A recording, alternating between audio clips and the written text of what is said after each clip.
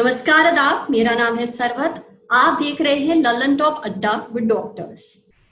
इस साल जो कोविड की वेव आई है, जो सेकंड वेव आई है, उससे जो तबाही मची है उसके बारे में किसी को भी बताने की मुझे जरूरत नहीं है। सबको पता है देश का क्या हाल है। हॉस्पिटल्स में बेड नहीं है, ऑक्सीजन की कमी है। अब ऐसे में खुद को बचाने के लिए कहा जा रहा है कि आप कुछ चीजें जरूर करें। आप मास्क पहने, सामाजिक दूरी बना के रखें, सैनिटाइजर का इस्तेमाल करें और सबसे जरूरी खुद को वैक्सीन जरूर लगवाएं। बहुत सारे लोग ऐसे हैं जिनके मन में ये सवाल है वैक्सीन को लेकर के कि वो वैक्सीन लगवाएं भी या नहीं, क्योंकि उन्हें डर है कहीं ब्लड क्लॉटिंग ना हो जाए, कहीं मौत ना हो जाए। बहुत सारी अफवाहें भी ऐसी फैली हैं। तो आज हमारे साथ दो एक्सपर्ट्स हैं, डॉक्टर गांगुली और डॉक्टर विपिन।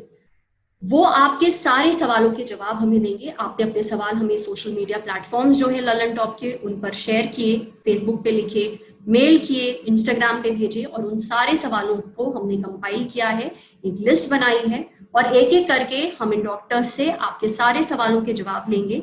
हर सवाल जो आपका है वैक्सीन से जुड़ा हुआ, उसका जवाब आपको यहाँ पे मिलेगा। सबसे पहले जाते हैं हम डॉक्टर गांगुली के पास, जो खुद को इंट्रोड्यूस करेंगे। डॉक्टर गांगुली, अब अपने बारे में बताएं। मेरा नाम निर्मल गांगुली है। मेरी कैरियर की शुरुआत पीजीआई चंडीगढ़ से हुई, जहां मैं professor of experimental medicine and biotechnology था। मैं basically infectious disease and immunology का एक्सपर्ट हूँ और वैक्सीन एक्सपर्ट हूँ। दुनिया के काफी बड़े वैक्सीन जो ऑर्गेनाइजेशंस थे उनका पार्ट हूँ और अभी भी 3 मेजर वैक्सीन ऑर्गेनाइजेशन के बोर्ड में हूँ।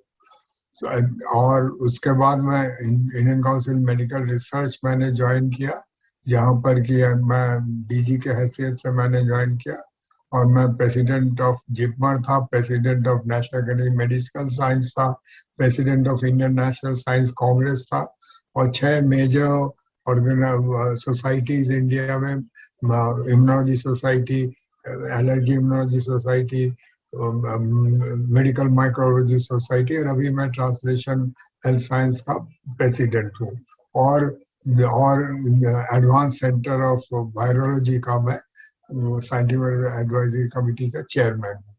Thank you sir. अब हम आते हैं डॉक्टर विपिन के पास। डॉक्टर विपिन, प्लीज अपने बारे में आप बताएं। नमस्कार, मैं विपिन मान वशिष्ठ, पीडियाट्रिशियन हूँ बेसिकली, और पब्लिक हेल्थ, वैक्सीन्स और इन्फेक्शियस डिजीज मेरा एरिया ऑफ इंटरेस्ट है। और मैंने 11 साल तक मैं आईएपी कमेटी ऑन इम्यूनाइजेशन में रहा हूँ, उसका कन्वीनर भी रहा हूँ, चेयर भी रहा हूँ। और currently I am editor in chief of IAP text book of vaccines. मैंने फेलोशिप भी किया है फ्रांस से, एडवेक जो वैक्सीनोलॉजी कोर्स है उसमें। करीब 200 से ऊपर पब्लिकेशंस हैं मेरे डिफरेंट नेशनल इंटरनेशनल जर्नल्स में।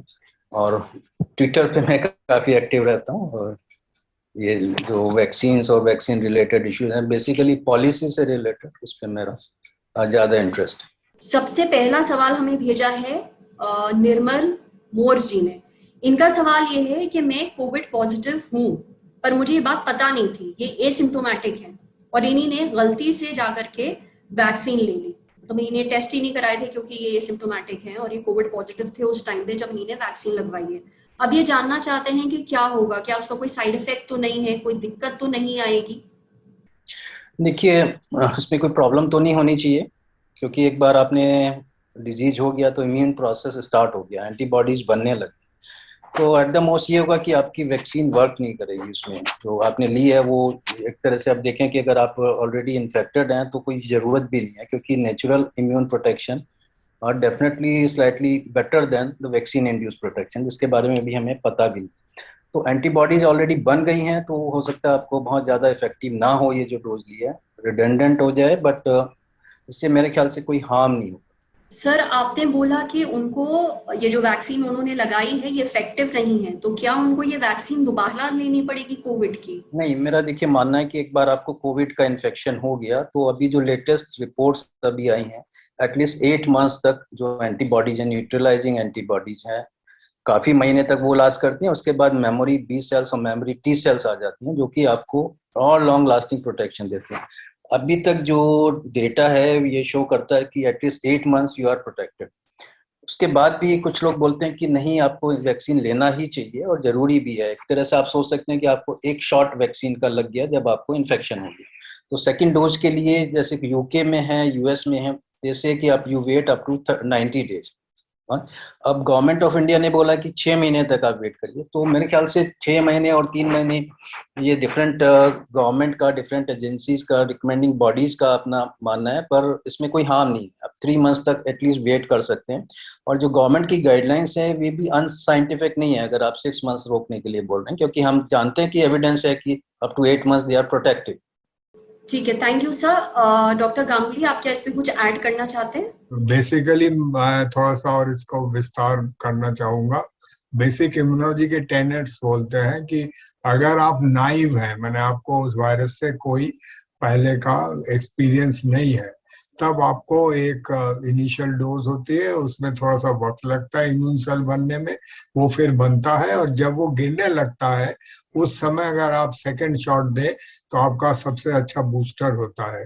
तो जब ट्रायल्स हो रही थी तो उन्होंने एनिमल डाटा के ऊपर ये सारा तय किया था कि 21 डेज और 28 डेज दो वैक्सीन हमारे यहाँ चल रही थी। हाउएवर जब साइड स्टडीज होने लगी तो पता चला कि इसको अगर दायरा बढ़ा दे कि इसको 8 हफ्ते या 12 हफ्ते, पर्टिकुलरली कोविशील्ड में, कोवैक्सीन में ऐसा कोई डाटा अभी हमारे पास नहीं था, बट इसमें यह आया था कि यूके में ये स्टडी हुई थी कि ज्यादा एंटीबॉडीज बने थे। सो ये जो वायरल इन्फेक्शंस होते हैं, कई viral infection life long immunity देते हैं। कोविड शायद नहीं है या इन्फ्लुएंजा वैक्सीन ऐसा नहीं है, बट वो लाइफ लॉन्ग इम्यूनिटी ऐसे देते हैं कि एक बार उनको लग जाए फिर वो एक्सपीरियंस करते हैं वायरस को, तो बूस्टर मिलता रहता है और टी सेल्स एक्सपैंड करते रहते हैं और उनकी एंटीबॉडीज बनी रहती है। कोविड में अभी तक वैक्सीनेशन के बाद 8 महीने तक देखा गया है, क्योंकि तब उसी यही अरसा है जिसमें कि वैक्सीन बने हैं।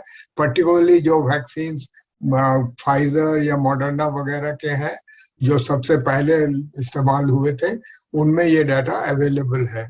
लेकिन after natural infection variable data sets हैं। उन वेरिएबल डाटा सेट्स में ये है कि कुछ लोगों को करीब 3 महीने तक तो रहता है, माने उसके बाद ये इम्यून रिस्पॉन्सेज वेन करने लगती है। करीब 50 गुना कम होता है वैक्सीनेशन से नेचुरल इन्फेक्शन के बाद। सो अगर किसी को इन्फेक्शन हो गया, उसे पता नहीं, उसने वैक्सीनेशन ले ली है, तो वो नाइफ नहीं है, उसमें ऑलरेडी, जैसे विपिन जी ने बतलाया है, उसको ऑलरेडी एंटीजन का एक्सपीरियंस हुआ पड़ा है।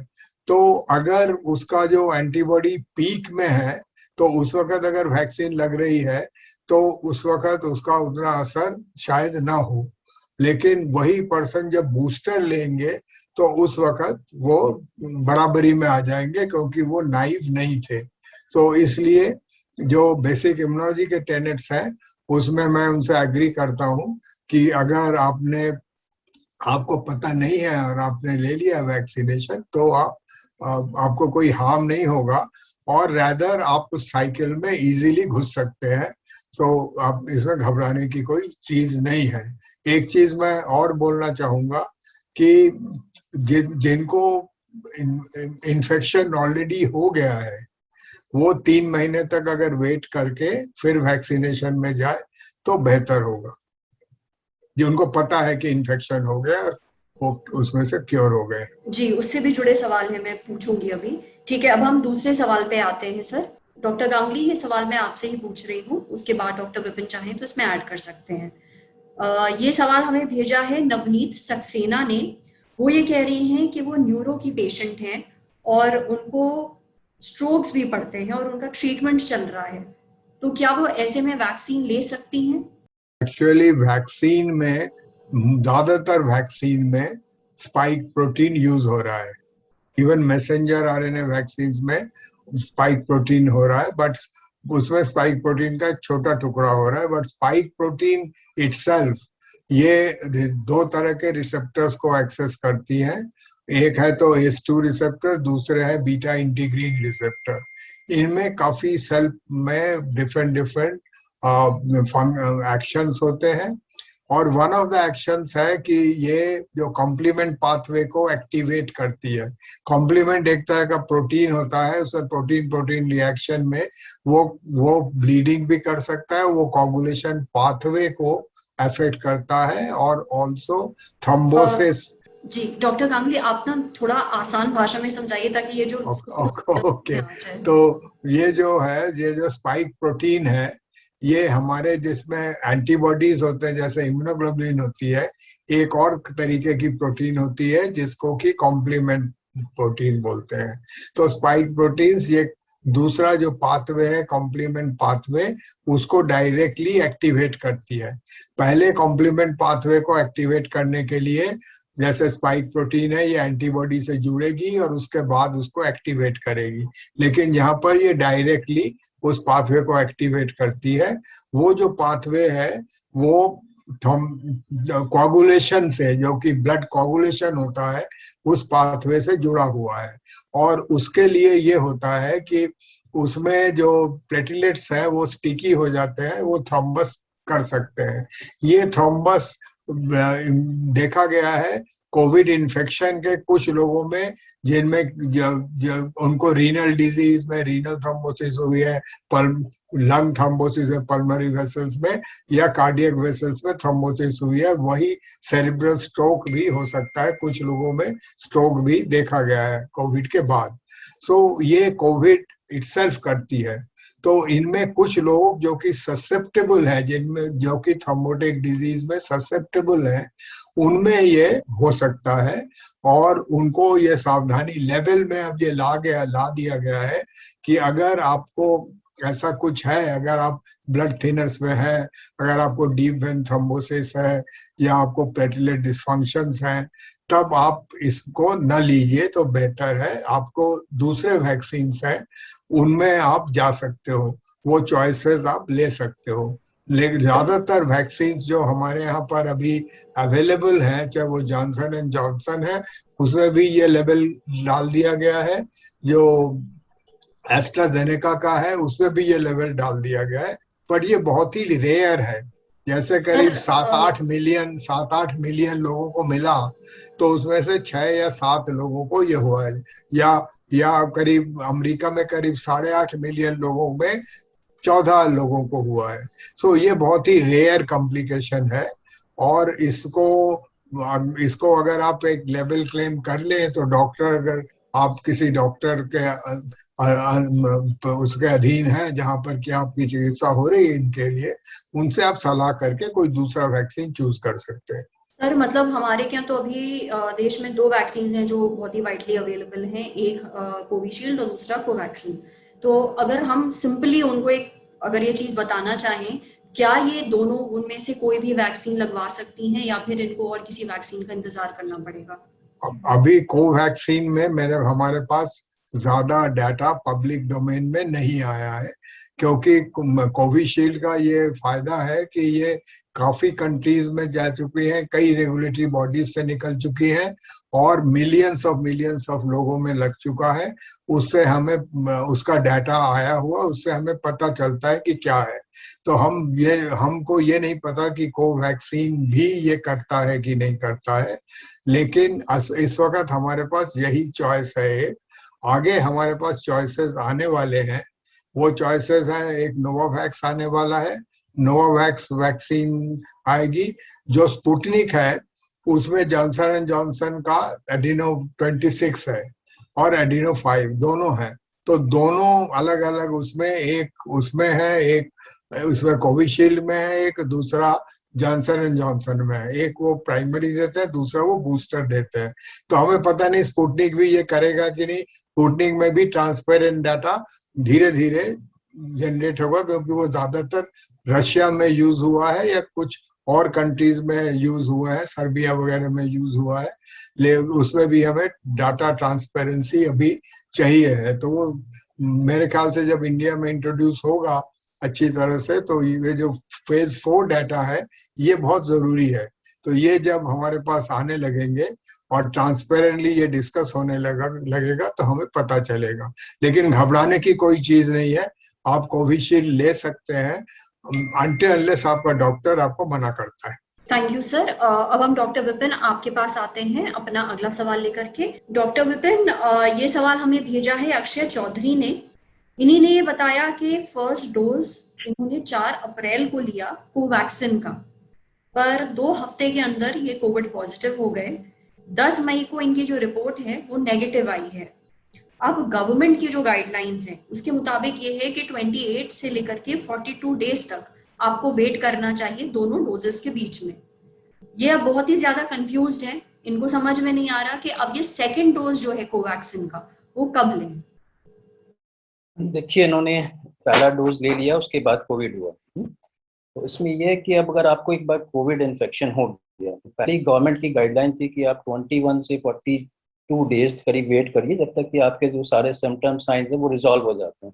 मतलब बुखार नहीं रहता, खांसी नहीं रहती और इस तरह के दर्द नहीं रहता, कॉफ नहीं होता, तब तक आप वेट करिए, उसके बाद ही डोज के लिए जाए। पर जो लेटेस्ट अभी एडवाइजरी आई है गवर्नमेंट की, उसने कहा कि आप 6 महीने तक आप वेट कर सकते हैं, और ये कुछ हद तक सही भी है। जैसे डॉक्टर गांगुली ने भी बताया कि आप एक बार नेचुरल इन्फेक्शन होता है तो 3 महीने, जैसे मैंने बोला कि यूएस में 3 महीने का वेट कर सकते हैं, यूके में 3 मंथ्स तक वेट करने का है। तो मेरी राय है कि अगर आपको पहली डोज लग गई और दूसरा डोज आपको इन्फेक्शन से लग गया, जो नेचुरल इन्फेक्शन है that is far more durable of, जो उसमें पूरा वायरस आपको जा रहा है, उसमें तो स्पाइक प्रोटीन जा रहा है, इसमें पूरा वायरस जा रहा है, सर लाइव वायरस जा रहा है, तो उससे जो एंटीबॉडीज रिस्पॉन्स होगा वो ब्रॉड होगा और डिफरेंट पार्ट्स के होगा। तो ये एटलीस्ट 3 मंथ्स तक तो रहेगा, तो आपको कोई परेशान होने की जरूरत नहीं है। पहला डोज लग गया तो उससे बड़ा डोज आपको ये सेकंड लग गया, उसको आप काउंट करिए, ये सेकंड डोज हो गया। कुछ लोगों का तो ये भी मानना है कि आपको तीसरी डोज की जरूरत ही नहीं, पर जो गवर्नमेंट की गाइडलाइन है वो कि 6 महीने बाद आपको एक्टिव कोविड होने के 6 महीने बाद आप नेक्स्ट डोज ले सकते हैं। ठीक है सर, तो बेसिकली मेरा सवाल ये भी है, इसी में मैं ऐड कर रही हूँ कि कोविशील्ड को स्पेशली लेकर के जो सरकार ने गाइडलाइंस जारी की थी कि अब आप और ज्यादा गैप दे सकते हैं, इसके पीछे वजह केवल साइंटिफिक है कि इम्यूनिटी ज्यादा बूस्ट करेगी, या फिर क्योंकि वैक्सीन की शॉर्टेज है देश में इस वजह से ये जो गैप है इसको बढ़ा दिया गया है? देखिए, गवर्नमेंट ने अभी गैप कोविशील्ड में बढ़ा दिया है 12 से 16 हफ्ते के लिए, 3 से 4 महीने। अभी तक जो डेटा अवेलेबल है, जो साइंस बोलती है, जो एविडेंस है, 3 मंथ्स तक, मतलब 12 वीक्स तक का हमारे पास डेटा है जो स्टडी पब्लिश, ओके। और उसमें ये भी स्टडी पब्लिश हुई है कि अगर आप सिंगल डोज देते हैं तो आफ्टर 12 वीक्स तक वो 76% प्रोटेक्शन देती है।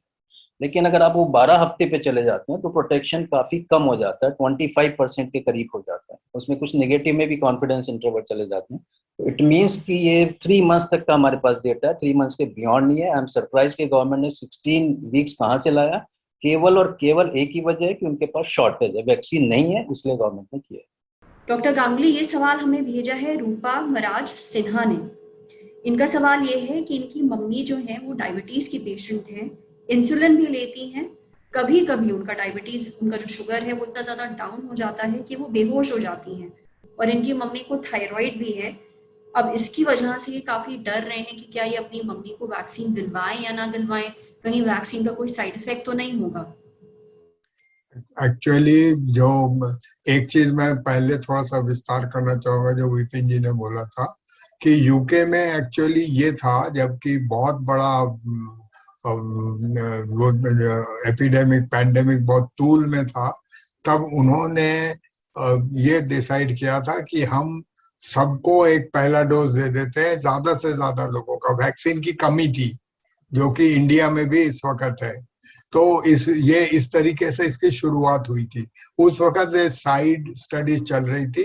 अप्रैल में वो स्टडी अभी पब्लिश हुई है, उसमें इन्होंने देखा था कि अगर 3 हफ्ते के बाद दूं तो बेटर एंटीबॉडीज बनती है।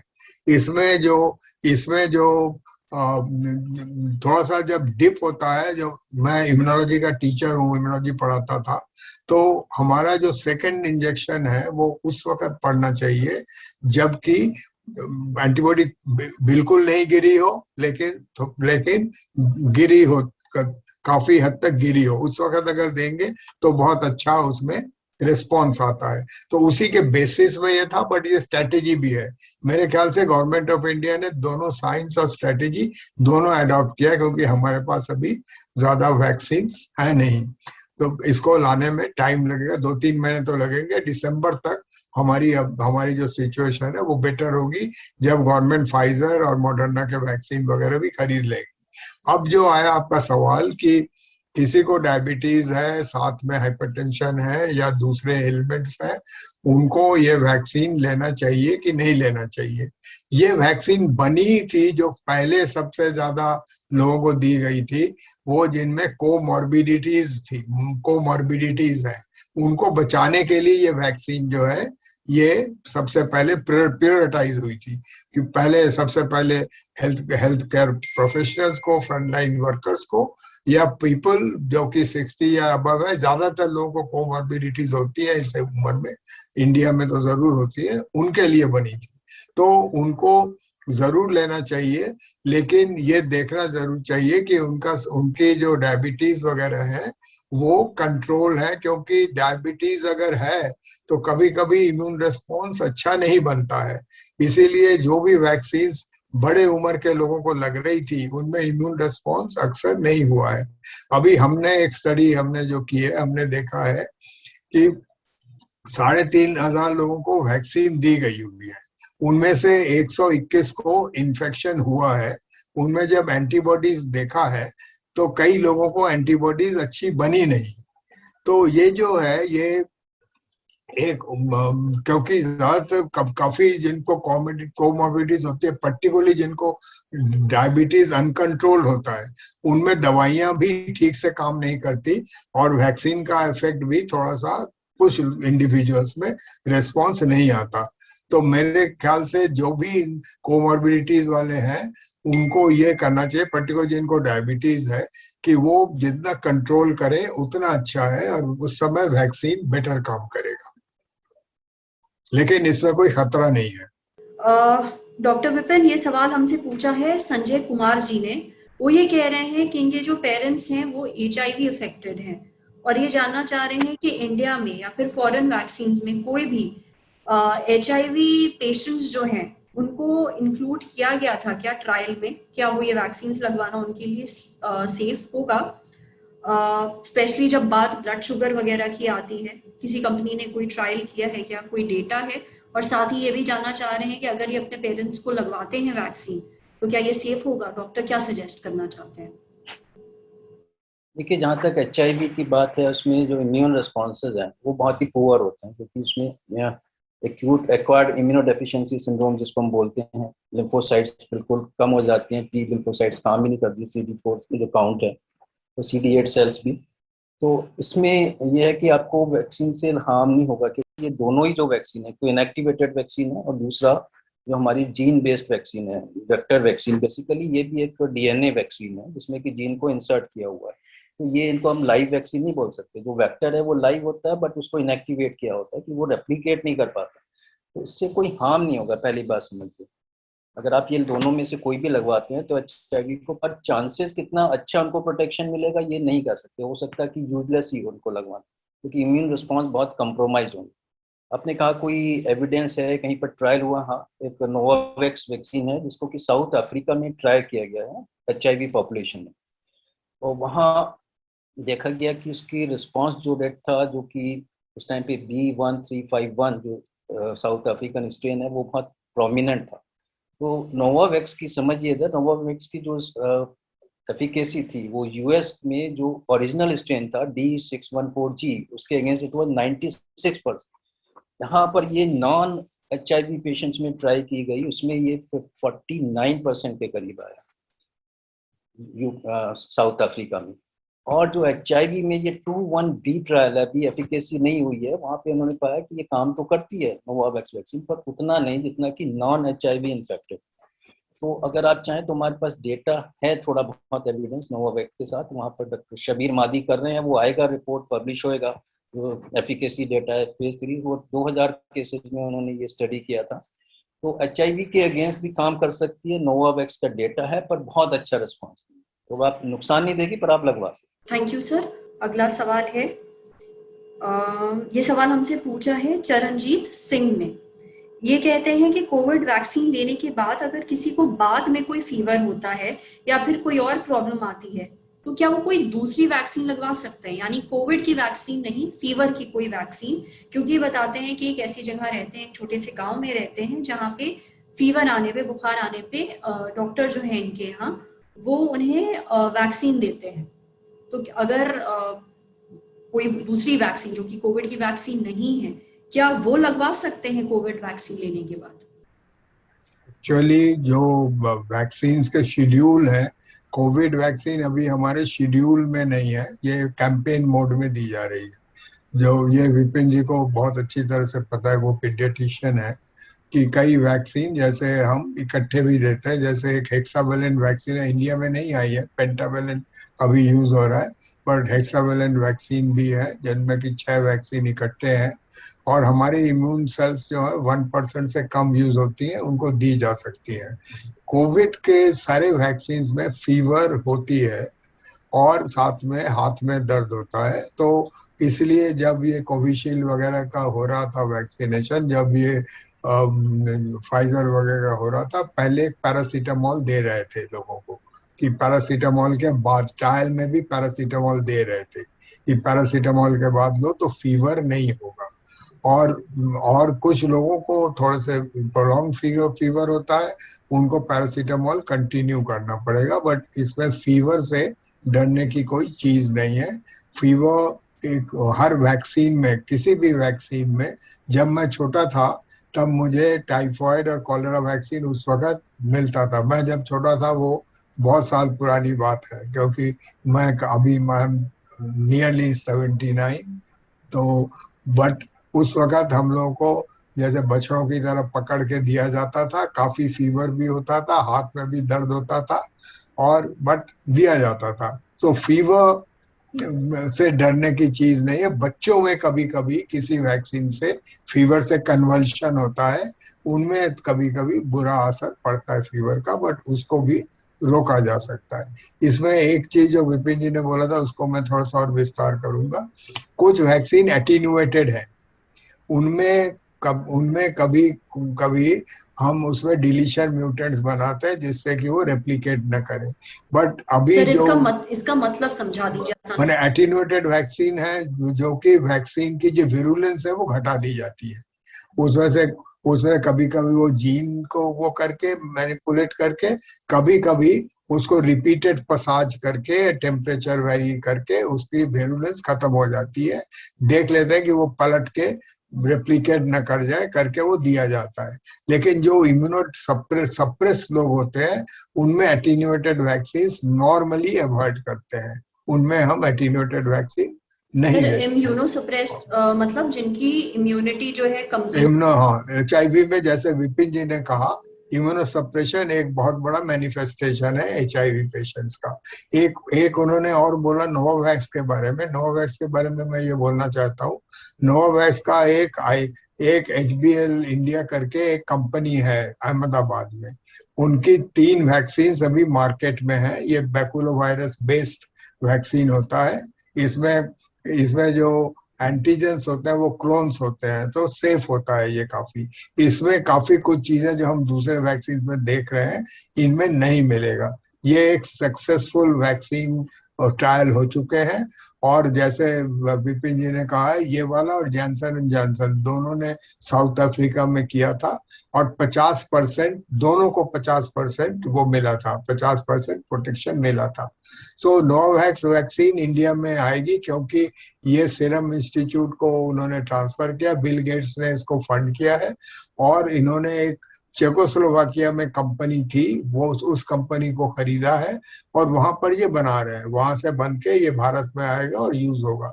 ये भी एक सक्सेसफुल वैक्सीन भारत को अवेलेबल होगा, क्योंकि ये सीरम इंस्टीट्यूट अंडर लाइसेंस बनाएगी।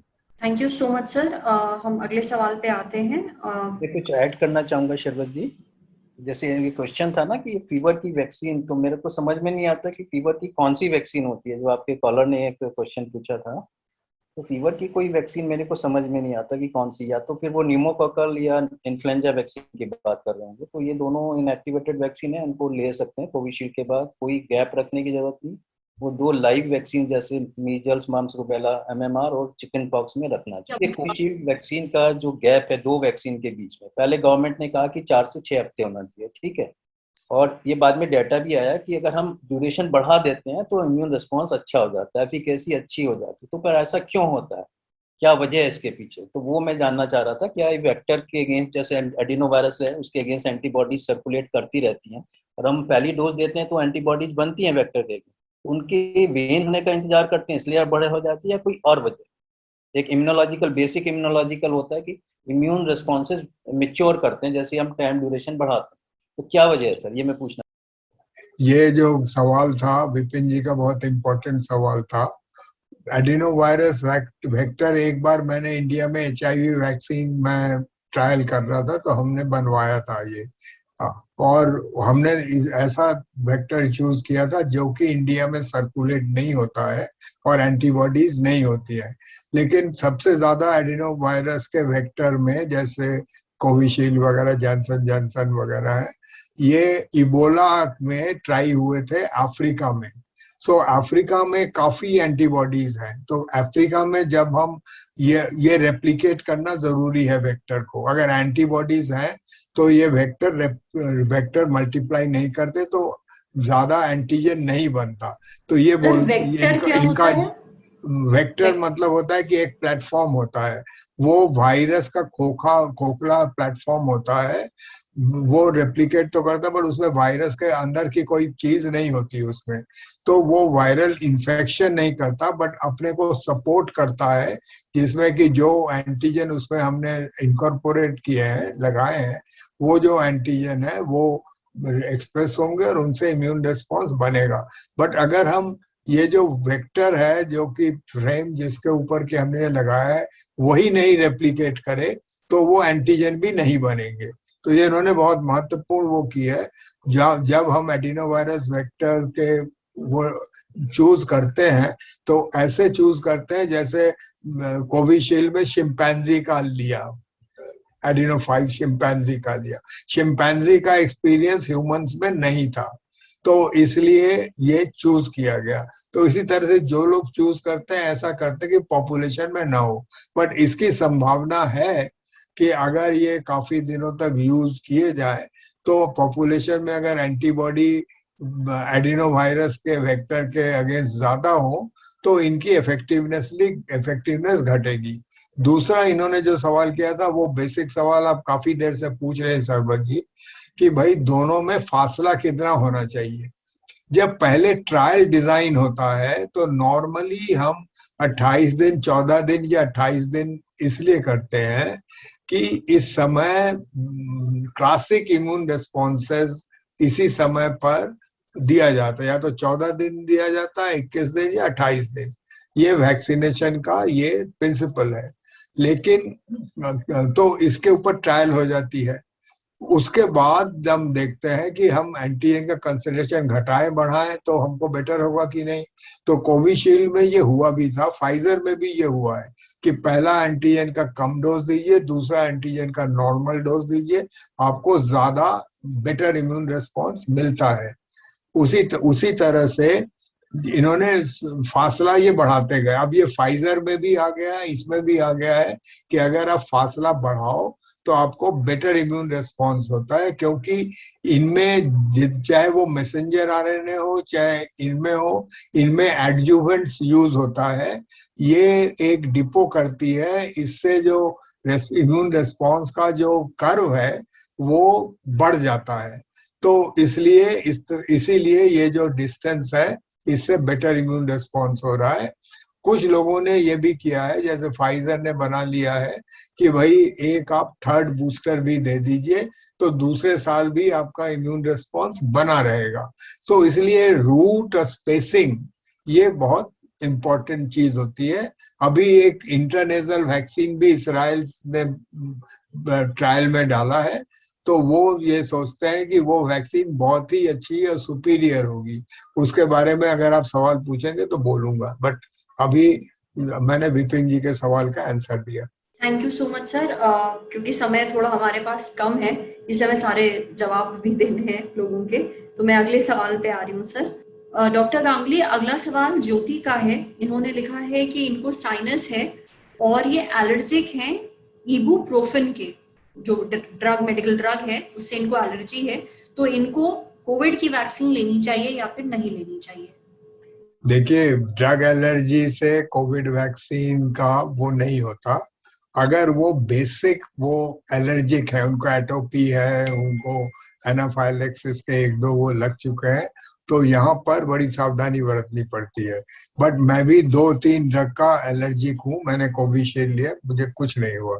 तो क्योंकि एलर्जिक रिएक्शंस में डिफरेंट डिफरेंट एंटीजेंस जो होते हैं, जो कि यहाँ पर भी वायरस एक एंटीजन है, वो एक स्पेसिफिक रिस्पॉन्सेज भी बनती हैं, तो उसको एक दूसरे का। बट कुछ लोग बेसिकली वो कुछ भी खाएं, कुछ भी करें, वो उसमें एलर्जी बहुत जल्दी जल्दी डेवलप कर लेते हैं, उनमें एक बेसिक प्रॉब्लम होता है। तो वहां पर उनको इसीलिए ज्यादातर वैक्सीन जो है एक एलर्जिक रिएक्शन कुछ स्मॉल परसेंटेज ऑफ लोगों में करती है। इसलिए उनको जो 30 मिनट बैठाया जाता है या 50 मिनट कभी कभी बैठाया जाता है, वो इसीलिए बैठाया जाता है कि अगर उनको कोई allergic reaction, immediate allergic reaction हो, जिसको एनाफाइलेक्सिस कहते हैं, तो वो पकड़ा जाएगा और उसके लिए निदान है, उसको उसी वक्त वैक्सीन सेंटर में डील कर लिया जाएगा और वो फिर जा सकते हैं। कुछ वैक्सीन्स में जिनमें एलर्जी की वो शुबह होती है या दवाएं होते हैं, जैसे पेनिसिलिन है या ऐसी कुछ चीजें हैं, उनमें एक स्किन टेस्ट कर लेते हैं, पर्टिकुलरली जहां पर हम सीरम देते हैं एंटीबॉडीज के उससे। जैसे रेबीज में हॉर्स सीरम दिया जाता था, ऐसी चीजें दी जाती है, वहां पर हम स्किन टेस्ट करके फिर देते हैं। बट इन वैक्सीन में स्किन टेस्ट नहीं किया जाता है, ये परखे हुए वैक्सीन है। तो अगर उनको इबुप्रोफेन में एलर्जी है, आप ले सकते हैं वैक्सीन, आपको कोई मनाही नहीं है। Thank you so much sir. मैं थोड़ा सा ऐड करूंगा कि बहुत सिंपल है कि अगर आपको वैक्सीन के बाद एलर्जी हुई है या आपको जो वैक्सीन के कॉन्स्टिट्यूएंट्स हैं, फॉर एग्जांपल कोविशील्ड के 9 डिफरेंट कॉन्स्टिट्यूएंट्स हैं उसके अंदर, इनमें से किसी से भी, मेनली पॉलीजॉर्बेटिक करके आता है जो कि इसका कॉन्स्टिट्यूएंट है, अगर इनमें से 9 और 8 और हैं, अगर इनमें से किसी के अगेंस्ट आपको एलर्जी है, तब एब्सोल्यूट कॉन्ट्राइंडिकेशन है। अदरवाइज कोई भी एलर्जी हो, किसी भी दवाई से हो, किसी खाने पीने की चीज़ों से हो, किसी खुशबू से हो, तो वो कोई कॉन्ट्राइंडिकेशन नहीं है, बड़े आराम से ली जा सकती। Thank you sir. मैं अब अगले सवाल पे आती हूँ। अगला सवाल डॉक्टर विपिन आपसे है। ये हमें अल्फेश ने पूछा है ये सवाल। इन्होंने बोला है कि मैं एक छोटे से गांव में रहता हूँ, छत्तीसगढ़ से हैं ये, और यहाँ पे अफवाह फैली हुई है इनके गांव में कि वैक्सीनेशन करवाने से लोग जो हैं वो मर रहे हैं, और ये पॉपुलेशन कंट्रोल करने का सरकार का एक तरीका है। इस वजह से इनके गांव में कोई भी वैक्सीनेशन नहीं ले रहा है। और ऐसा भले ही सिर्फ अल्फेश का सवाल अभी हमें आया है, पर ऐसा बहुत सारे गांव, बहुत सारी डिस्ट्रिक्ट, यहाँ तक कि शहर में भी कई सारे लोग ऐसा सोच रहे हैं। तो डॉक्टर्स उनको, ऐसे लोगों को क्या कहना चाहेंगे?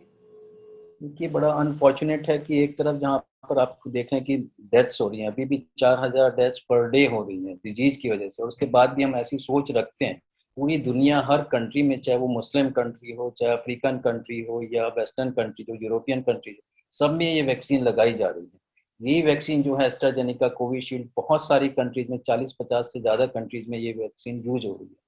कोई भी इसमें तथ्य नहीं है और इस तरह की बातों को बिल्कुल भी ध्यान नहीं देना चाहिए। एक यही तरीका है वैक्सीन, जिससे कि हम हर्ड इम्यूनिटी बढ़ा सकते हैं और जिससे कि आगे आने वाली जो वेव्स हैं उसको आप रोक सकते हैं। तो ये बिल्कुल आधारहीन बात है, मिस इन्फॉर्मेशन है, फेक न्यूज है, इसको तरफ बिल्कुल भी ध्यान देने की जरूरत है। Thank you sir. मतलब यही हमारी कोशिश है कि हम ज्यादा से ज्यादा लोगों तक ये बात पहुंचा सकें कि वैक्सीन जो है आप लगवा सकते हैं, ये सेफ है, ये कोई प्लानिंग नहीं है सरकार की लोगों को खत्म करने की, लोगों को मारने की। आपको अगर सिम्टम्स होते हैं, बुखार आता है या हाथ में दर्द होता है, तो आप अपने किसी डॉक्टर से बात कर सकते हैं, या वैक्सीन लेने से पहले आप डॉक्टर, अगर जो भी आपके सवाल हैं, आपके मन में शंका है, आप डॉक्टर से बात कर सकते हैं। पर वैक्सीन लगवाना बहुत ज्यादा जरूरी है, इससे आपको कोई खतरा नहीं होगा। Thank you doctor Vipin. Doctor Ganguly, मैं अगला सवाल आपसे पूछ रही हूँ। ये सवाल हमें भेजा है सुनैना ने।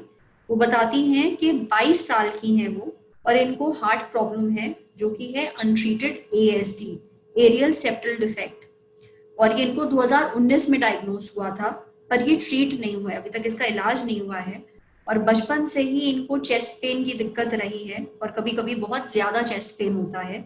इनको ब्रीदिंग प्रॉब्लम है, ये थायराइड की पिल्स लेती हैं और साथ ही कॉन्ट्रासेप्टिव पिल्स भी ले रही हैं इरेगुलर पीरियड्स को ठीक करने के लिए। अब ये जानना चाह रही हैं कि इतनी सारी मेडिकल कंडीशंस के बाद क्या वो कोविड की वैक्सीन ले सकती हैं? कहीं कोई कोविड वैक्सीन लेने के बाद रिस्क तो नहीं होगा?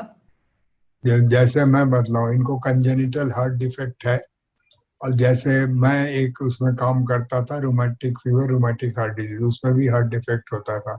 वो वो बच्चियां अगर प्रेग्नेंट हो जाती थी तो शर्तिया डेथ होता था उनमें। अगर कोई, अभी जो इंडिया का आंकड़ा है, प्रेग्नेंट वुमेन जो है उनको कोविड हो रहा है तो एक भी नहीं बच रहा है। तो इसलिए इनको खासकर इनको वैक्सीन लेनी चाहिए। और वैक्सीन से जो विपिन जी ने कहा, मैं पूरा सहमत हूँ। जितने डेथ्स हुए हैं वो सारे इन्वेस्टिगेट हुए हैं कि वैक्सीन की वजह से हुआ है कि नहीं हुआ है। कहीं भी ये रिलेट नहीं हुआ है कि ये जो डेथ है ये वैक्सीन की वजह से हुआ है।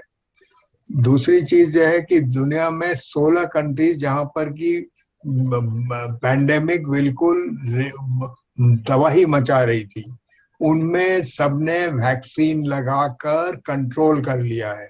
जिन्होंने भी 50% तक कर लिया, कुछ लोगों ने तो 100%, 70% पॉपुलेशन कर लिया, वहां पर सब जगह ये कंट्रोल हो गई है। इंडिया में भी यही भरोसा है। और डबल मास्किंग, सोशल डिस्टेंसिंग वगैरह सारी चीजें इंपॉर्टेंट है, लेकिन हमारी गरीब कंट्री जिनमें कि लोगों को रोटी रोजी के लिए, कई चीजों के लिए ये पालन करना बड़ा मुश्किल होता है, उनको वो तो जरूर करना चाहिए, लेकिन वैक्सीन ही उनका इस वक्त सहारा है। और एक चीज और बतलाऊं मैं, जैसे ये विपिन जी समझेंगे, एक समय हमारे यहाँ पर इन्फेंट मोर्टेलिटी या अंडर 5 मोर्टेलिटी करीब करीब, अब उसके बाद 4600, उसके पहले काफी करीब 100, 124 होता था। उस वक्त बच्चे वैक्सीनेशन में भी मरते थे, वो बच्चे पानी पी के भी मरेंगे, क्योंकि वो उस समय डेथ रेट था। तो हमारे यहाँ पर जब लोग होते हैं, कई लोगों को कई चीजें होती हैं, बीमारियां होती हैं, जिनमें कि वो उन बीमारियों के लिए भी मरते हैं। तो इसलिए वैक्सीनेशन कैंसर सब्जेक्ट्स को भी दिया जा सकता है। और पर्टिकुलरली ये जो बच्ची ने ये सवाल पूछा है, इनको तो जरूर ले लेना चाहिए, क्योंकि अगर अगर ये फैमिली बढ़ाना चाहे या कुछ करना चाहे तो इनको तकलीफ होगी अगर इनको कोविड हो जाता है। मैं थोड़ा सा ऐड करना चाहूंगा शरबत जी इसमें। जी। सर ने बिल्कुल ठीक कहा है कि प्रेग्नेंट वुमेन में डेथ के चांसेस बहुत ज्यादा बढ़ जाते हैं नॉर्मल उसके।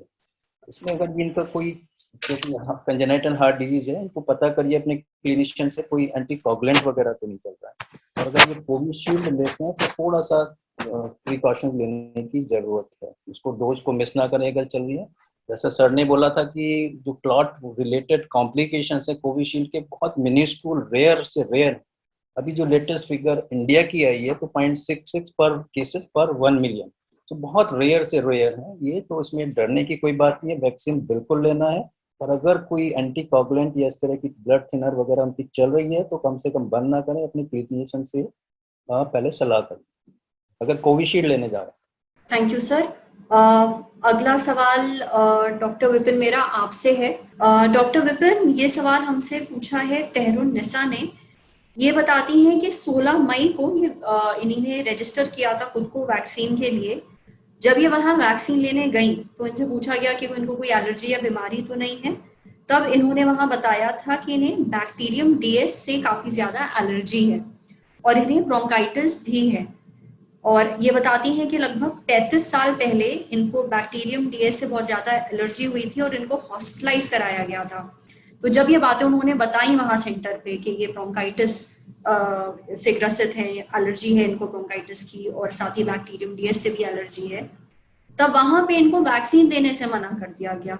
तो मेरा सवाल ये है कि क्या जिन लोगों को एलर्जी है, ब्रोंकाइटिस है, अस्थमा है, तो क्या वो ये वैक्सीन नहीं लगवा सकते? सेंटर पे ये चीज कैसे मना हो रही है?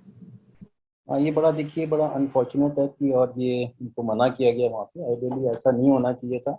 अगर किसी को, मैंने पहले भी बोला है कि अगर किसी को वैक्सीन के कॉन्स्टिट्यूएंट से सीवियर एनाफिलैक्सिस टाइप का रिएक्शन होता है, सीवियर एलर्जिक रिएक्शन होता है, तभी कॉन्ट्राइंडिकेशन है, नहीं देना चाहिए। अदरवाइज ये जो एक सिंगल ड्रग से होती है, सिंगल फूड से होती है, चिकन से होती है, एग से होती है, इसमें अगर एलर्जी है कोई भी कॉन्ट्राइंडिकेशन नहीं है, इसको एब्सोल्युटली दे देना चाहिए इनमें वैक्सीन। और सरप्राइज थी वहाँ पे ऐसा क्यों हुआ।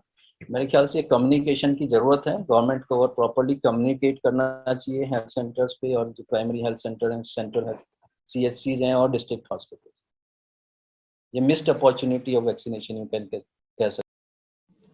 तो क्या ये दोबारा खुद को रजिस्टर करके दोबारा कोशिश कर सकती हैं सेंटर जाके खुद को वैक्सीनेशन करवाने की? बिल्कुल, ये उनके जो हायर अथॉरिटीज हैं, डॉक्टर्स हैं, उनसे मिलना और दोबारा कराएं, तो बिल्कुल मिलना चाहिए। Thank you so much sir.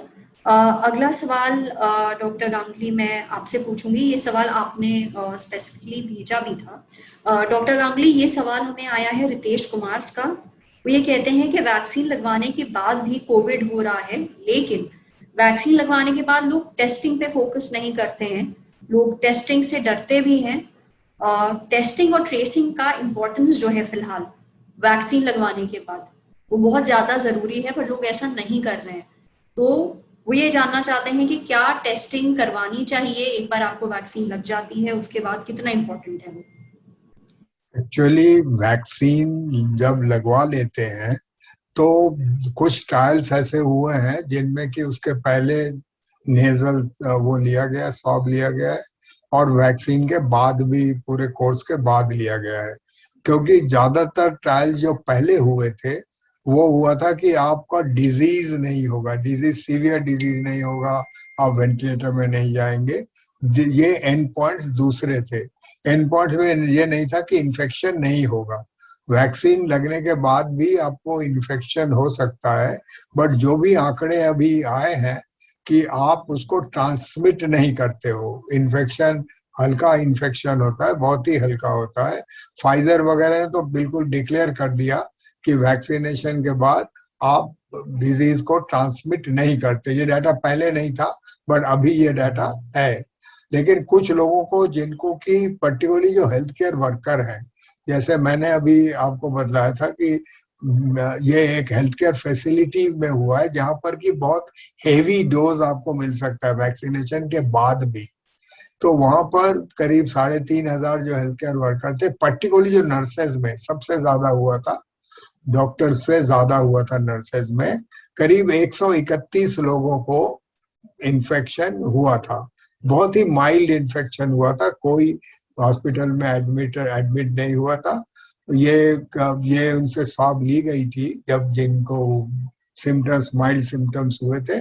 तो क्योंकि इनको काफी हेवी डोज होता है, मिलता है, और कभी कभी एयर कंडीशनिंग जो है, सेंट्रल एयर कंडीशनिंग बड़े अस्पतालों में होती है, वहां पर ये जो है ये क्लाउड्स में ये इकट्ठे हो जाते हैं। अगर अच्छा एयर एक्सचेंज या फिल्टर्स काम नहीं करते, एयर एक्सचेंज नहीं होता, तो इसलिए हेल्थ केयर वर्कर्स में ज्यादा होता है। बाकी लोगों में जो फाइजर वगैरह का डाटा है वो है कि वैक्सीनेशन के बाद सिर्फ 4% लोगों में इन्फेक्शन हो सकता है, और बट वो माइल्ड इन्फेक्शन होता है, उसमें कोई ना हॉस्पिटलाइज होता है ना कोई मरता है। लेकिन इंडिया में ये ऐसा कुछ लोग जो डबल उसके बाद भी उनकी डेथ हुई है, ये एसेंशियली ज्यादातर हेल्थ केयर वर्कर होते थे। जैसे हिमतानी साहब का बत्रा हॉस्पिटल में हुआ है, अभी डॉक्टर के अग्रवाल जी उन्होंने दोनों लिया था। आज बहुत ही दुखद चीज है कि उन्होंने एक वीडियो भी बोला था कि काम चलते रहना चाहिए, हमें निमोनिया है, हम अगर नहीं भी रहे तब भी काम चलते रहना चाहिए। तो कुछ हेल्थ केयर वर्कर्स जिनको कोई अंडरलाइन कंडीशन या बहुत हेवी इन्फेक्शन हो जाता है, वो लोग 2 वैक्सीन के बाद भी उनकी कुछ की डेथ हुई है, बट 99% जो है वो बहुत हल्के सिम्टम्स होंगे, वो हॉस्पिटलाइज नहीं होंगे। बट वैक्सीन लगाने का मतलब ये नहीं कि आपको इन्फेक्शन होगा ही नहीं, आप एक्सपोज होंगे तो इन्फेक्शन के, तो आपको कई लोगों ने विदेशों में, जिसमें कि बहुत गहरा डिबेट चल रहा है, उन्होंने कहा कि अगर आपने वैक्सीन ले लिया है तो आपको मास्क पहनने की जरूरत नहीं। अमेरिका में पर्टिकुलरली इसमें 2 ग्रुपों में वार्तालाप हो रहा है। कोई कह रहा है कि कैसे पता चलेगा कि जो लोगों ने वैक्सीन नहीं लिया है वो भी मास्क नहीं पहन रहे हैं। दिस विल बी, ये आपने एक ऑनर बेस्ड सिस्टम कर लिया। इंडिया में मैं बोलूंगा, क्योंकि अब आपका समय खत्म हो रहा है, कि जो भी वैक्सीनेशन लिए भी हुए हैं उनको जब वो भीड़ों में जाए, कहीं पर बाजारों में जाए, मॉल्स में जाए, सिनेमा हॉल्स में जाए, मास्क पहन के जाए। मैं कुछ ऐड करूं? देखिए, दो बातें हैं इसमें। एक तो होता है डिजीज और एक होता है इन्फेक्शन।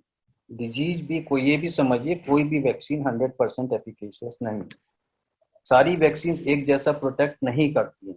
जो फाइजर वैक्सीन है, मॉडर्न है, mRNA, उनकी जो एफिकेसी बहुत अच्छी है, 90s के ऊपर। जो हमारे यहाँ यूज हो रहे हैं उनकी at the best 70 to 80% efficacy है। Coming to the disease first, even mRNA vaccine के बाद यूएस में 170 के करीब डेथ्स हुई हैं, दोनों वैक्सीन डोज लगाने के बाद भी। इंडिया में भी काफी केसेस में, अभी डेटा मैंने देखा नहीं, 130 के करीब शायद डेथ हुई है दोनों डोजेस के बाद भी। ये तो हुआ सिम्टोमेटिक डिजीज का। एक होती है एसिम्प्टोमेटिक डिजीज, जिसको कि नाक के थ्रू ट्रांसमिशन रोका जाता है। इसमें जो हमारे यहाँ वैक्सीन यूज हो रही है, ये शायद इतनी एफिकेशियस नहीं है कि आपका एसिम्प्टोमेटिक ट्रांसमिशन रोक सके। इवन जो फाइजर वगैरह है, वहां पर जो ट्रायल हुए हैं, इसराइल में हुआ, यूएस में हुआ, यूके में हुआ, स्कॉटलैंड में हुआ, उन्होंने देखा कि जो हमारा protection against asymptomatic transmission, it ranges from 75% to 91%। Israel में 75 to 91% different health care professionals के बीच में या वर्कर्स के बीच में।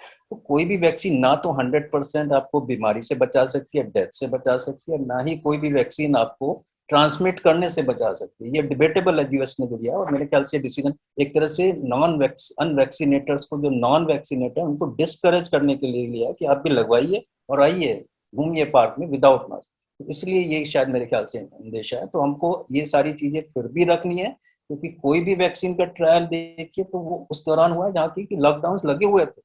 तो हमको ये पूरा ऐसे नहीं कह सकते कि ये केवल वैक्सीन से हमने कंट्रोल कर लिया। इसके बाद एक कंफाउंडिंग फैक्टर था कि ये सोशल डिस्टेंसिंग, मास्किंग और ये लॉकडाउन वगैरह ये इन प्लेस थे। तो हमको ये चीजें ध्यान रखनी। Thank you so much sir. हमारे जितने सवाल थे, 10-11 सवाल हमने उठाने की कोशिश की थी अलग अलग तरह की, ताकि टाइम रहते सारे सवाल उनके जवाब दे पाए। Thank you so much. आप दोनों ने बहुत ही ज्यादा इंसाइटफुल इंफॉर्मेशन दी है।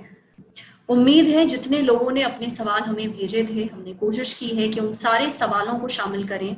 एक तरह के कई सारे सवाल थे, तो हमने बेसिक सवाल पूछने की कोशिश करी है। आपके जो भी क्वेरीज थी उनका जवाब देने की कोशिश की है। दोनों डॉक्टर्स ने आपको आपके जो भी कंसर्न्स थे, जो भी शंकाएं थी, उनका जवाब देने की कोशिश की है। कुल मिलाकर के मैं आपको एक बात जरूर बोलना चाहूंगी कि वैक्सीन लगवाना बहुत ज्यादा जरूरी है।